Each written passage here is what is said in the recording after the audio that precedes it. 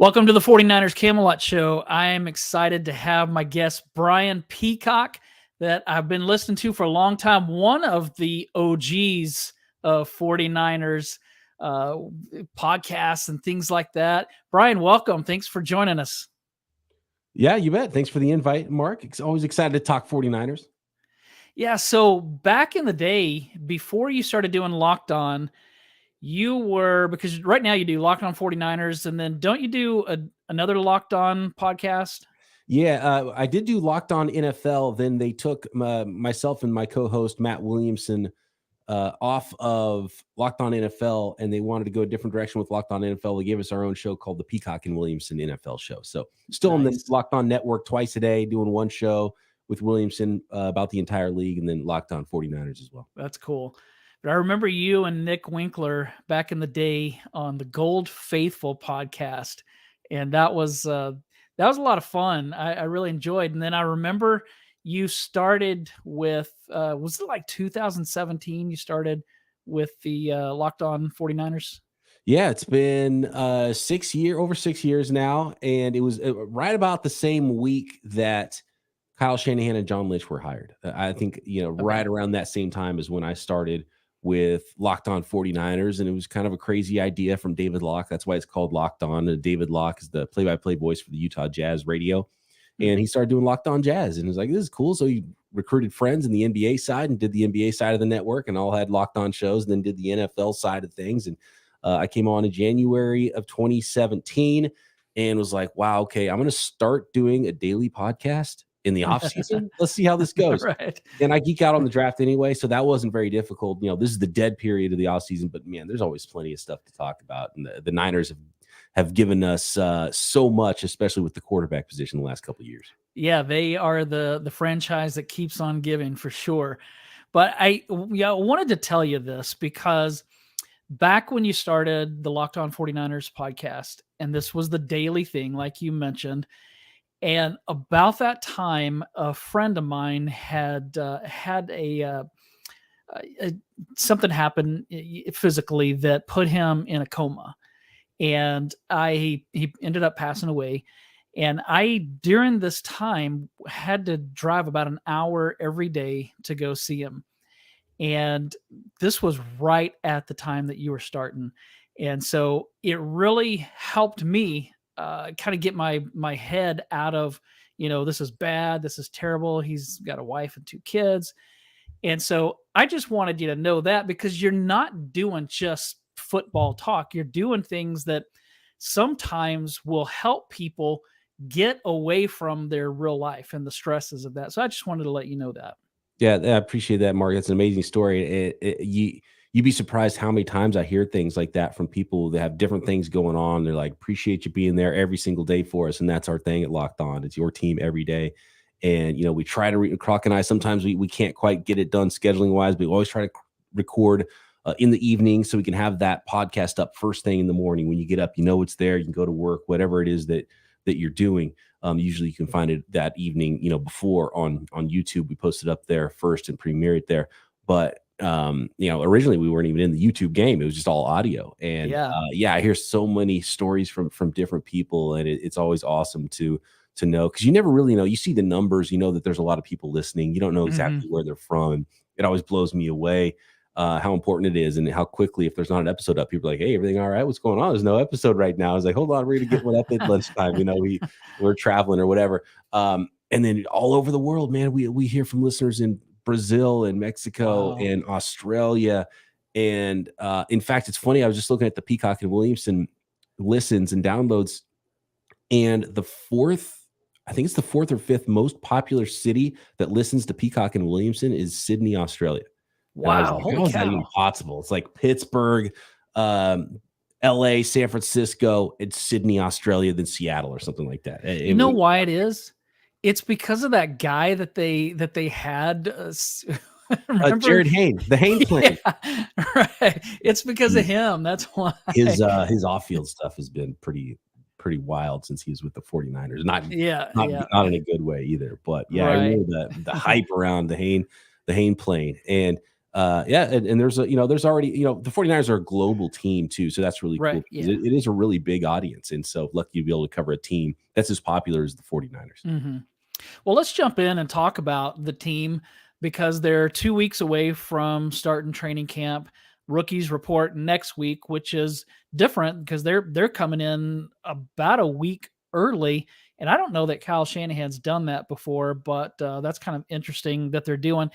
Let's go back to the off season though. Did they make any moves that you think were either under the radar good or under the radar bad? Anything that jumped out to you in that way? I think the under the radar stuff is the defensive line, and um, obviously Hargrave wasn't under the radar. That was a huge move, and they're saying, look, we can't really count on Javon Kinlaw, and we want to be awesome there. And so let's go be awesome. Let's get the best guy that there is. And we saw how good he was firsthand. And so they want to make a difference up front on their defensive line. That's going to be the thing with Kyle and John when as long as they're in charge. They said it from day one, and they've been about it. They lived that life every Yeah. offseason and have tried to be as good as they can there. But and there's some stars there, and there's a lot of money invested in that position, a whole bunch more money coming for Nick Bosa. But it's the depth that the 49ers need to be able to develop. And, it starts with whoever starts on the other side. Is it Drake Jackson? Is he going to step up and have a big year? Of course, that's huge. And I fully expect him to have a better year, kind of hit the rookie wall. He's coming in a little stronger in 2023. So that's super important. But it's the rest of the depth and the guys behind them. And, Cleveland Farrell and Robert Beal, the draft pick in the 5th round. And, can Chris Kocurek keep working his magic with that wide 9 scheme and get the best out of guys? Because we've seen so many players come through and play their best football with the 49ers. So as long as they keep that pipeline going, and, it's okay if Cleveland Farrell after his 1-year deal. And look, if I'm a free agent that kind of doesn't know what to do with his career and take the next step, I'm going to the 49ers. Yeah. And then get that deal after the 1-year deal with the Niners and get paid somewhere else. We've seen it so many times now with 49ers players. So we'll see if that continues.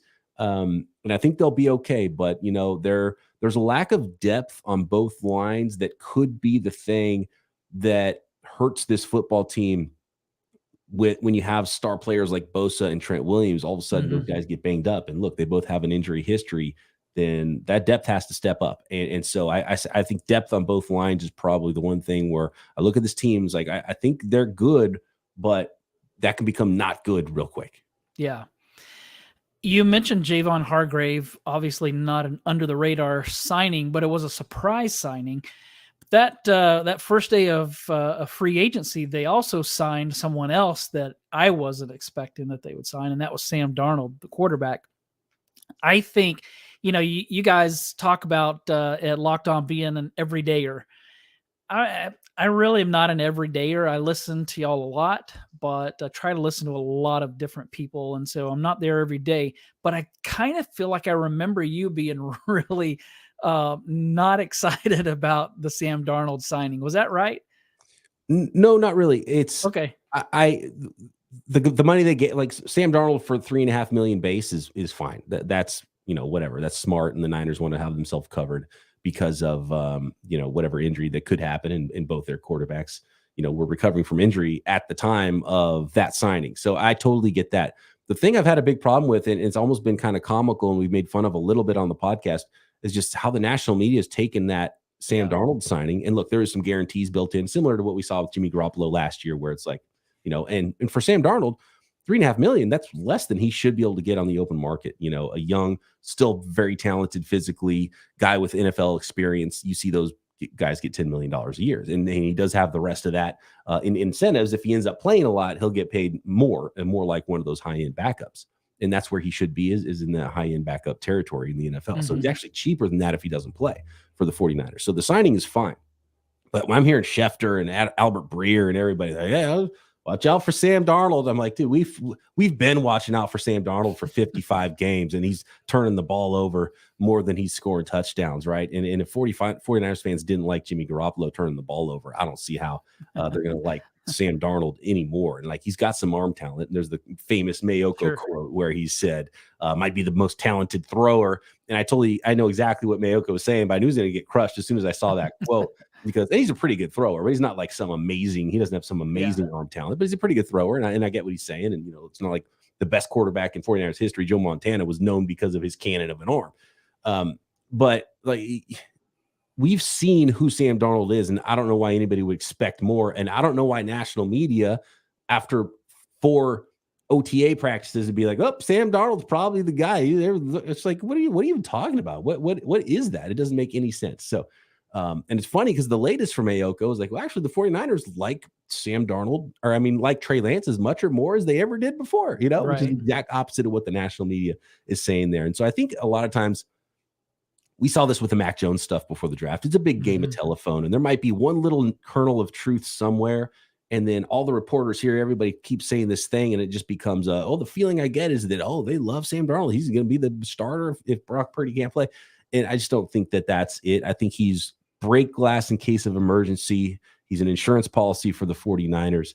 And I would be, unless Trey falls on his face. And the only evidence we have is what we've seen in spring practices. And Trey Lance got the first snaps with the first team. And Sam Darnold got some. And if anything, I would think he got too many, because I think they should be doing everything they can to get every rep for Trey Lance. Yeah. But Trey Lance was still taking the first team reps in the first practices in the spring, and it'll be the same in training camp. And he'll get the first snap of the first game in the preseason as long as he's healthy. So to me, Trey Lance is leading that. And Sam Darnold's just break in case of emergency because of the injury history with the 49ers quarterbacks.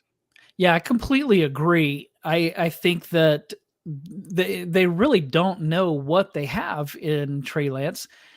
There was the rookie season. There was the Bears game that I don't know how anybody performs well in that game.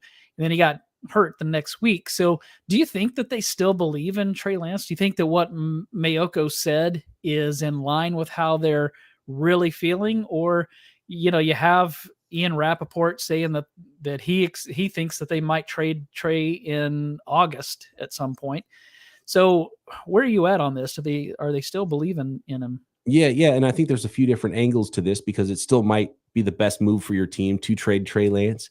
I would be surprised if a team came with whatever offer the 49ers would be willing to accept. And I think that's probably why he's still on the roster, because once they decided, well, we like Brock Purdy the most, and he's probably going to be the starter, and then they had their backup in Sam Darnold signed, I'm sure they were willing to take calls, and they pretty much said they were willing to take calls during the draft. But I think, knowing the 49ers, there was reports that they were turning down day 2 picks for Nick Mullins at one point, right? And CJ Beathard. Like, we got 3 starting quarterbacks, right? Which is the thing that Kyle Shanahan loves to say. I mean, that's insanity if they were really turning down those offers for those guys back then. And it's the same story now for Trey Lance. They're probably, the Texans probably came calling. They're like, hey, what's going on here? Maybe we'll draft Will Anderson at 2, and maybe we'll trade for Trey Lance. What do you guys want? And they'll be like, oh, we want pick number 12 and plus another thing in another year. And they're like, oh, never mind. Okay, we'll just go draft round. Like, we'll maybe our second round pick. So I have a feeling if there was any trade talks, the Niners were just wanted a lot more than any teams were willing to give. And we'll see if that changes. If Brock Purdy's healthy and they're comfortable with Sam Darnold as the backup, if another team comes calling, if anything's changed there. And the 49ers might at some point, because to me it's an unnecessary distraction. With everything going on. Like the story just doesn't need George Kittle, makes fun of it every time. He keeps getting asked about the quarterbacks, and he hates getting asked about the quarterbacks, right? Like, and at some point, it's like, dude, so if Trey's not your guy and someone gives you a good offer, let the young man play somewhere. Yeah. That's what he has to play, or he's going to have no NFL career, whether it's for the 49ers or anybody else. And if you got your guy and he's healthy and you're comfortable with the backups, you're comfortable with Brandon Allen, number 3, which I think would be a fine 1, 2, 3 for the 49ers. If Brock Purdy is healthy, then yeah, let's trade Trey Lance. Let him be himself somewhere else. He deserves a fresh start and no more distractions. Everybody in the world knows what the pecking order is, and no more questions about it.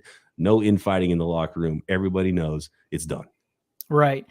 Well, but that does bring up another question. Since we're talking about the quarterbacks, the 49ers seem to be in the camp that it sounds like they're hopeful. They're not saying Brock Purdy will be ready week 1, but it sounds like they're really hopeful and kind of counting on that to happen.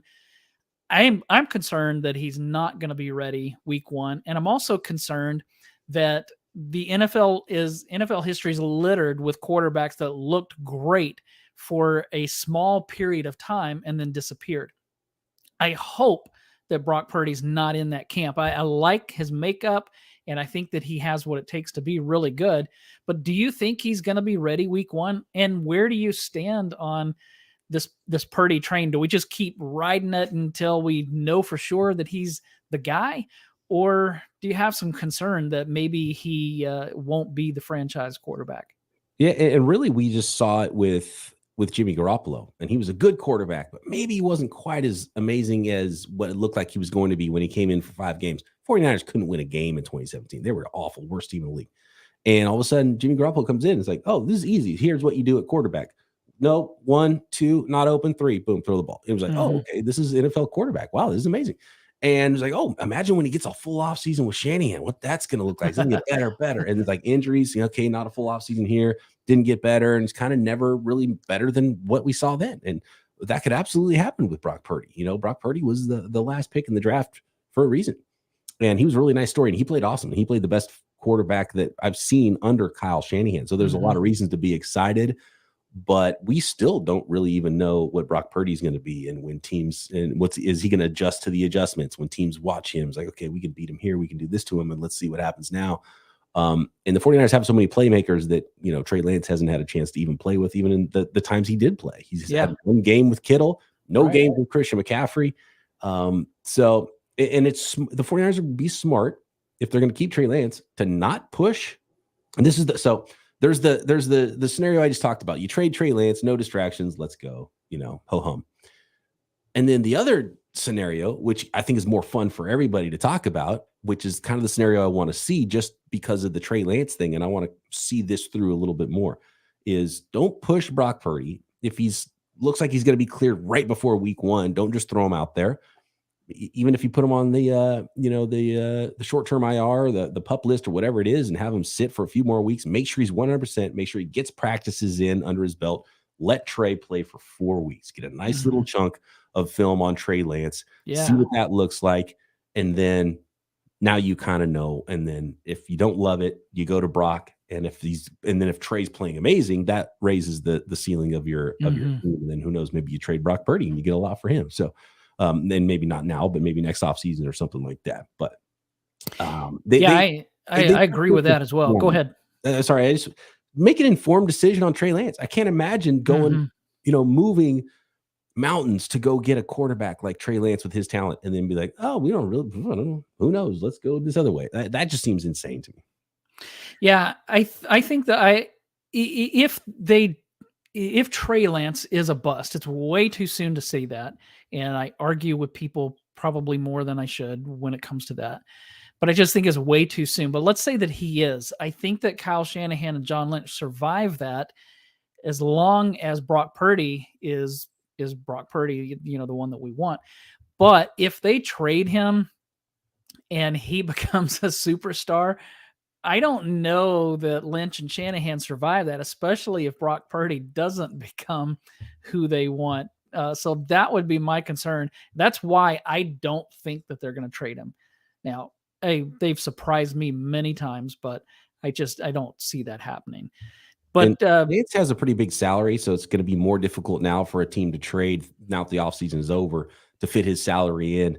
And so that makes it even more difficult. And I'm sure Kyle has PTSD about having no healthy quarterbacks left over. So he'd probably like to have all of them unless they get some great offer. So I still think it's most likely he does not get traded and they end up just cutting Brandon Allen at the end of camp or whatever.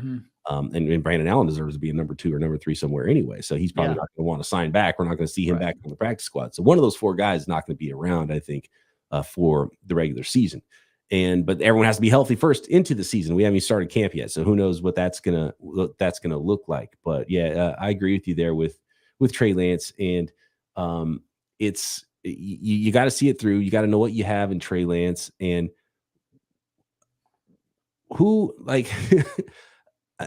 whoever has done that. Like, let's say Trey Lance is awful and he's a complete bust. How insane is it the 49ers are still going to NFC Championship games and there's not even a question. I don't think John Lynch or Kyle Shanahan's job is remotely warm. They're not even close to the hot seat. you spend 3 first-round picks. I always got to be careful the way I phrase that. People get mad if you say you No. trade 3 first-round picks. They spent 3 first-round picks on Trey Right. Lance. If you do that and you go up and get a quarterback and he's a bust, everybody gets fired. And the Niners aren't remotely close to that. But you mentioned the disaster scenario.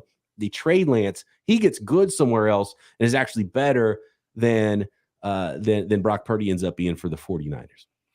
Yeah, and I think that you bring up a good point in that who has ever spent what they spent to get Trey Lance, drafted a quarterback that high, and then moved on from him without really knowing what he can become? Now, people say, well, they see him in practice every day, so they know what he is.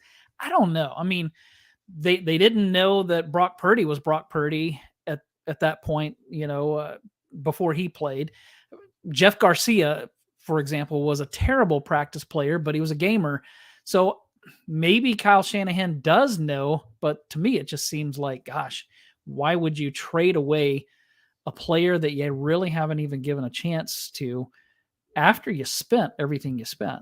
And if he's raw, of course he's raw. And they knew he was raw. So that's to be expected. So that's Exactly. not even enough of it. To me, if there's something happening that maybe we don't know, that we don't see, that maybe even the reporters don't see, that are at practice, at training camp all the time, there'd be more evidence if he was awful. I think the other thing is, like, if there's something we don't know off the field, is he like, developed a drug problem or something crazy? Like, I'm not saying that that's even remotely. Yeah. Like, what weird thing? Like, maybe he just doesn't have the work ethic that they thought, because I think part of why they liked Trey Lance was they liked the person. They thought he was smart, tough, was going to work his butt off. He was, acted like a pro at such a young age. Maybe that got derailed somewhere. Maybe he's doing weird things and maybe he's just not picking up. If there's stuff that we don't know Mhm. personally about Trey Lance that we find out later.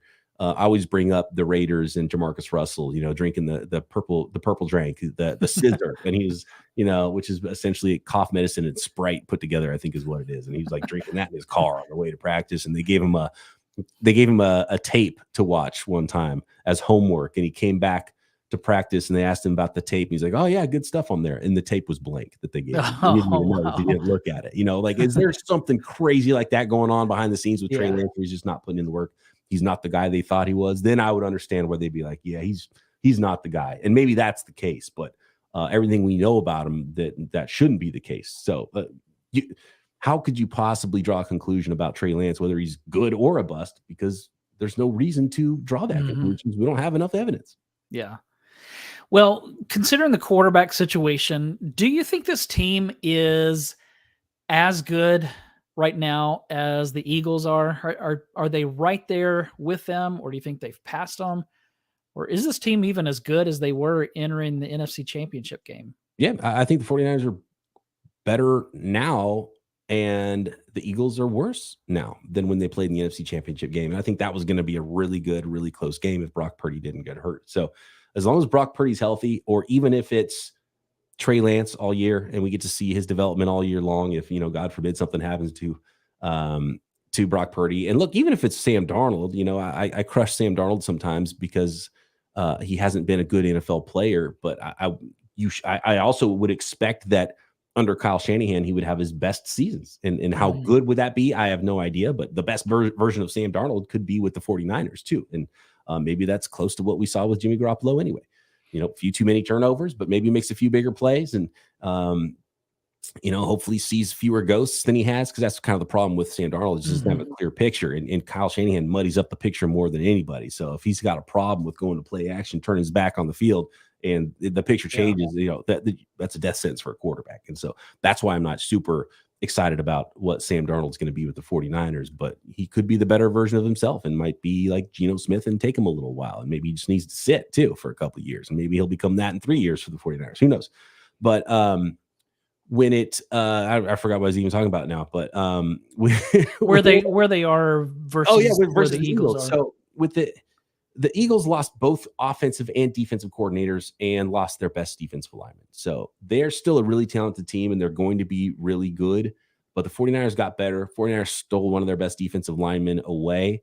And as long as the 49ers have a good quarterback, I think the 49ers are right there with them. And it'll be another fun matchup with the Eagles and the Niners. And I think they're the two best teams still in the NFC, and I think the Cowboys are third. And I think there's some really interesting teams and wide open really after the top three teams in the NFC. But when it comes to the Niners and Eagles, I think they're both really good. And I think if anything, the Niners got a little bit better and the Eagles got a little bit worse as long as everyone's healthy.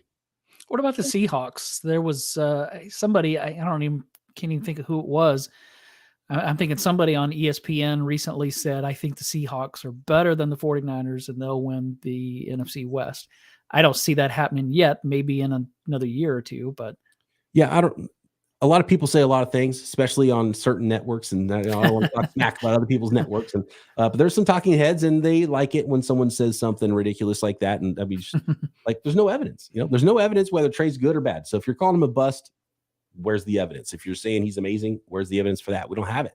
Where's the evidence that the Seahawks are better than the 49ers? Well, it sure wasn't when the 49ers played the Seahawks most recently, right? It sure isn't the roster on paper. So yeah, how are they better? It doesn't even make sense. It's not even worth talking about to me. And we'll see. Maybe Seahawks have a lot of young talent. I like the way they're going. And first half of the season was much better for Geno than the second half of the year. Which one is he that shows up? If he's like the second half of the year Geno, maybe he's more like the Geno we all expected last year anyway. And they're looking for a new quarterback eventually very soon. But who knows? Maybe he plays a lot more like the early season Geno last year. Jackson Smith-Njigba was a beast in the slot for them. And, some of the defenders that they've drafted, a lot of the good young players that they've drafted all develop and take another step. And they could be a better football team, but that's a lot of projection right now. Yeah. And we'll see it. So what do you think the 49ers need to do in 2023 to improve from 2022? I think they should improve from stability at quarterback if Brock Purdy is healthy and he's the guy from week 1. 17 weeks of Christian McCaffrey will be nice.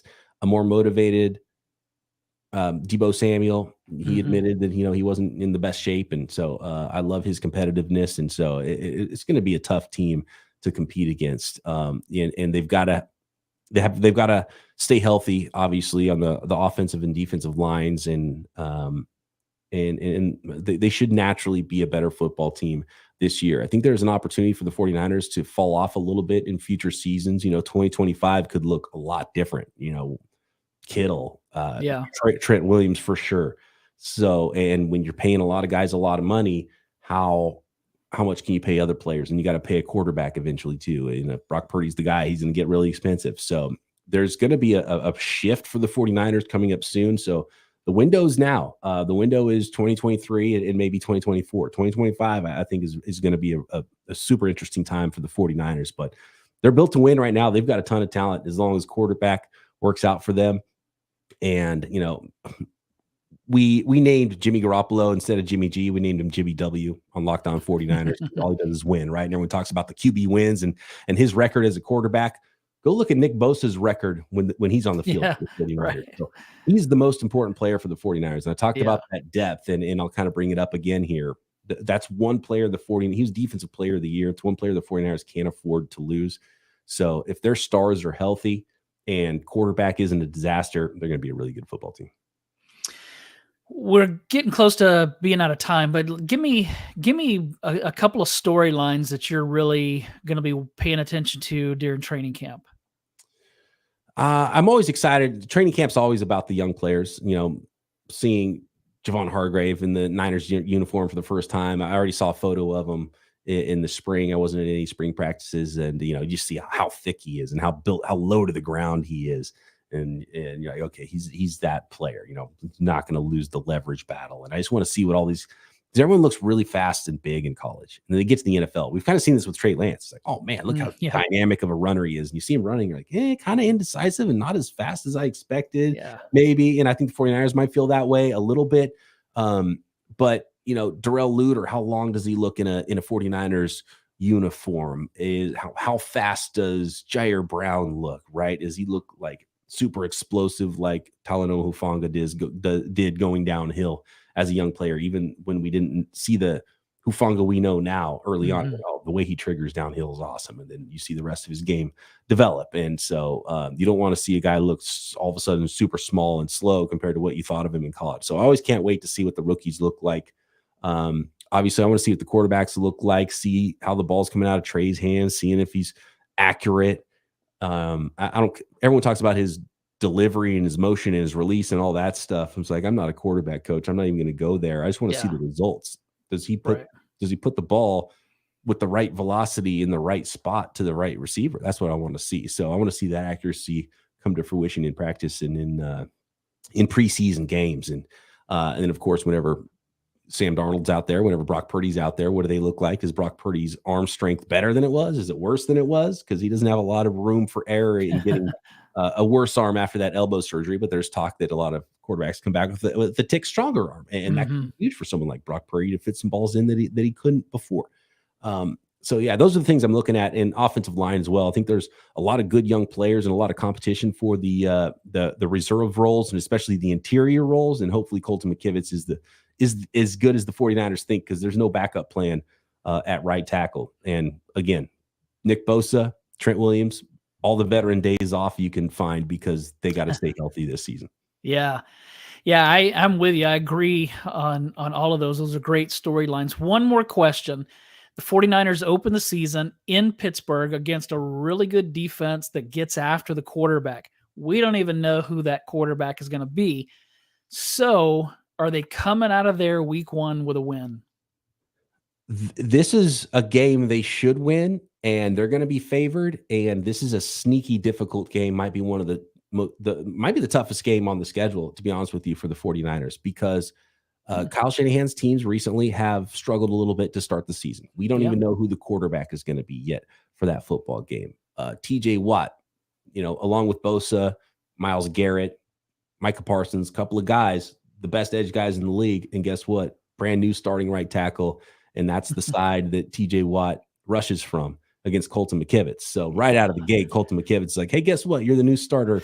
You have to face freak after freak every single week, starting with another defensive player of the year guy in TJ Watt. So that's a tough game. And the Steelers are always tough. Going on the road is always tough. They're going to be met with physicality, and the 49ers want to bully people. So are they able to bully the Steelers? Year two, Kenny Pickett, Matt Williamson, my co-host on Peacock and Williamson, former NFL scout, former ESPN scribe. He was actually one of the earliest OG podcasters in the football world. And the ESPN didn't know what to do with their podcast. It was the most popular football podcast in the world. It's called Football Today. And he was doing that back in the day, if any old heads remember early podcasting.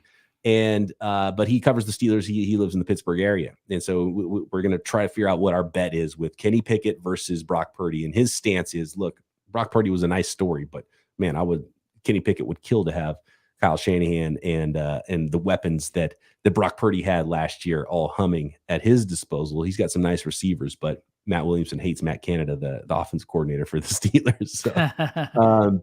Yeah, we'll see what that ends up looking like, but that's a sneaky tough game for the 49ers. And if they do, I don't want to say lay an egg, because you don't want them to look terrible and outmatched, but if the game doesn't go exactly how 49ers fans hope and they go to Pittsburgh and maybe even take an L and come back, I don't think you should be making any sweeping judgments on the season based on that one game, because it's a little bit of a tough matchup out of the gate, and the Pittsburgh Steelers are always a well-coached team, and it's going to be a real early litmus test for the 49ers in week one. I can't wait for it. And the Steelers seem to always win their opening day games. So that's another thing. But you know what the 49ers have going for them? They're going to be in Pittsburgh. Right down the road is West Virginia. That's where Colton McKivitz is from. So hopefully that homecoming for him back to his country area, maybe that'll give him that extra strength. Brian, absolutely. Thanks. This has been fun. Tell us where we can find you. Yeah, you can find me every day doing Locked On 49ers and the Peacock and Williamson NFL show on YouTube or any of your podcast apps, and on Twitter at BD Peacock. I'm on the Threads thing now, which is also at BD Peacock, so you can always hit me up there. You can hit the comments on YouTube as well. And it was a pleasure joining you, Mark. Thanks for the invite. Yeah, thanks for taking me up on it. It's been. By the way, hey, sorry, before we go, where does the Camelot name come from? Back in the 80s and 90s, Bill Walsh made a reference to the 49ers being like Camelot. And then Eddie DeBartolo mentioned it. Carmen Policy mentioned it. In fact, at 49ers Web Zone, we're working on a Roger Craig to the Hall of Fame podcast that's about to be released here I'd say in a couple of weeks before the senior voters vote again. They just put Roger Craig in the top 32, I think, 31, 32. Yeah, semi-finalist, whatever that means. I don't know. Yeah.